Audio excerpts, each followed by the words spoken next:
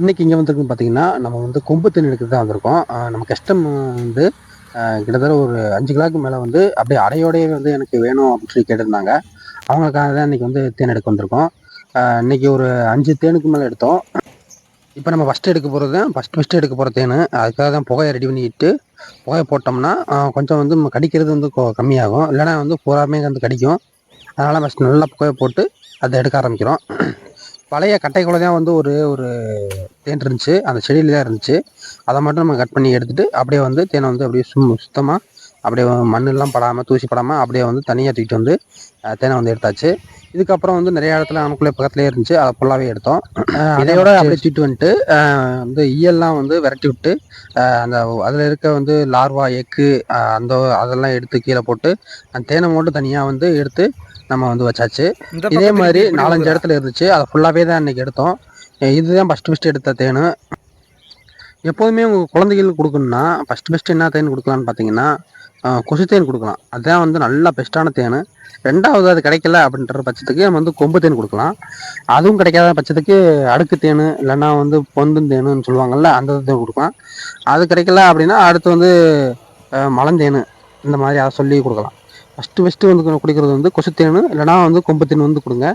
அதே நல்லா மருத்துவ குணம் வாய்ந்தது. நல்லாவும் டேஸ்ட்டாகவும் இருக்கும், நல்லாயிருக்கும். நம்மகிட்ட இருக்கிறது வந்து இப்போ எடுக்கிறது வந்து கொம்பு தேன் தான் எடுத்துருக்கோம். இது வந்து அதிகபட்சமாக ஒரு 100 கிராம் தான் இருக்கும். அவ்வளோதான் இருக்கும்.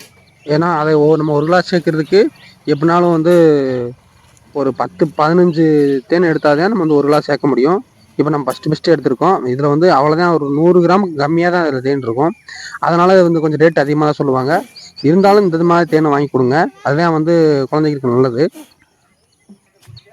இப்போ தனியாக வந்து தேன் குழவையெல்லாம் விரட்டி விட்டு தேனை மட்டும் எடுத்துருந்தாச்சு. இப்போ அதில் பார்க்கலாம் நீங்கள் அந்த கீழே இருக்கிறது வந்து என்னென்னு பார்த்தீங்கன்னா அதுதான் வந்து ராணி தேனி உருவாகக்கூடிய செல்லு.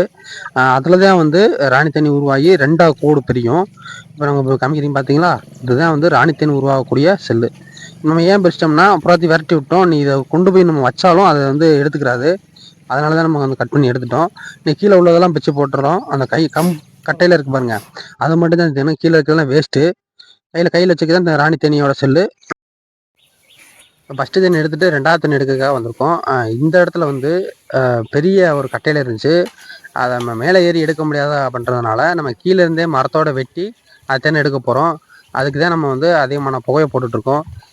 வெட்டும் போதே வந்து பாதி குலைவு வந்து கடிச்சிட்டு இருந்துச்சு. அது கடிக்காமல் இருக்கிறதுக்காக தான் முகத்தில் மட்டும் கவர் பண்ணிக்கிட்டு மற்ற இடத்துலாம் வந்து சும்மா எடுத்துகிட்ருக்கோம்.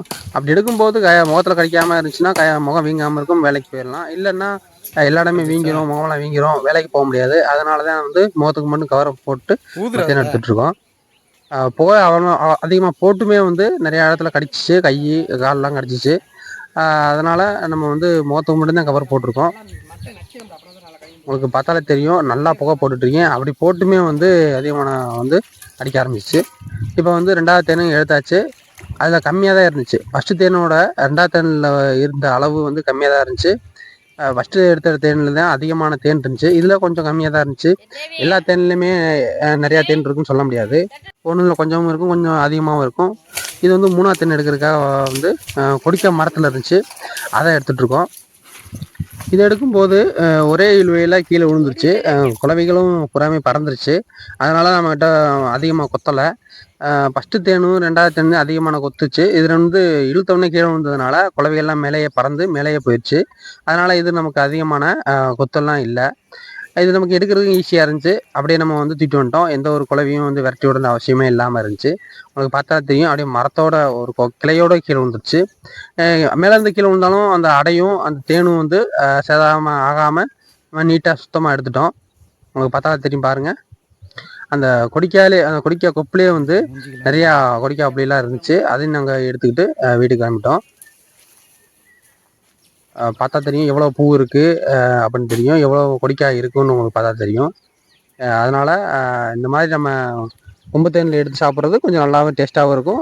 அதுவும் கொஞ்சம் வந்து சத்து தான். பாருங்கள் கொடிக்காய் எவ்வளோ இருக்குன்னு பாருங்கள். மேலேருந்து எடுத்து லேசாக மட்டும் தான் சேதாமாச்சு. ஆனால் அதுக்கு மொத்தமாக கீழே வந்து உடஞ்சி விழுகலை.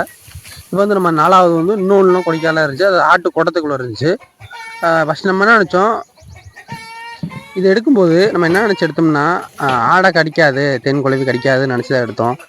ஏன்னா முடியல அதுக்கு கடிக்காதுன்னு நினச்சி தான் எடுத்தோம். ஆனால் பார்த்தீங்கன்னா அது தேன் எடுக்கும்போதே பாதி குளவிகள் வந்து கடிக்க ஆரம்பிச்சு. செம்பரி ஆடை கடிக்கவே இல்லை, வெள்ளாட்டை மட்டும் தான் கடிச்சிச்சு. செம்பரி ஆடை வந்து முகத்தில் முடியாக இருக்கிறதுனால அது அதிகமாக கடிக்கலை. அந்த வெள்ளாடுன்னு சொல்லுவாங்கள்ல, அதை மட்டும்தான் வந்து நிறையா கொத்திருச்சு. பாவம் வந்து இங்கிட்டு இங்கிட்டு ஓடிக்கிட்டே தான் இருந்துச்சு.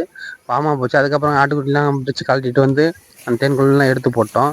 அதுக்கப்புறம் அது கொஞ்சம் நல்லா இருந்துச்சு. உங்களுக்கு பார்த்தா தெரியும் பக்கத்தில் உள்ள ஆட்டெல்லாம் எப்படி விரைச்சி ஓடுதுண்டு. எனக்கு பக்கத்தில் கருப்பு ஆடாக பாருங்கள், கீழெல்லாம் உழுகுது. அந்தளவுக்கு வந்து கடிக்க ஆரம்பிச்சிருச்சு. குட்டியெல்லாம் நிறையா கடிச்சிச்சு. ஆனால் செம்பரி ஆட்டம் கடிக்கல, வெள்ளாட்டாடம் மட்டும் தான் கடிச்சிச்சு. இது வந்து கடைசியாக எடுத்ததுன்னு இது வந்து ஒரே எடுத்துட்டோம். உங்களுக்கு தேன் தேவைப்படுச்சுன்னா வீடியோக்களை கண்டெக்ட் பண்ணி ஆர்டர் பண்ணி வாங்கிக்கிங்க. இவ்வளோ தான் வீடியோ பிடிச்சா லைக் பண்ணுங்கள், அப்படி இல்லை டிஸ்லைக் பண்ணுங்கள், சப்போர்ட் பண்ணுங்கள், சப்ஸ்கிரைப் பண்ணுங்கள். Thank you friends.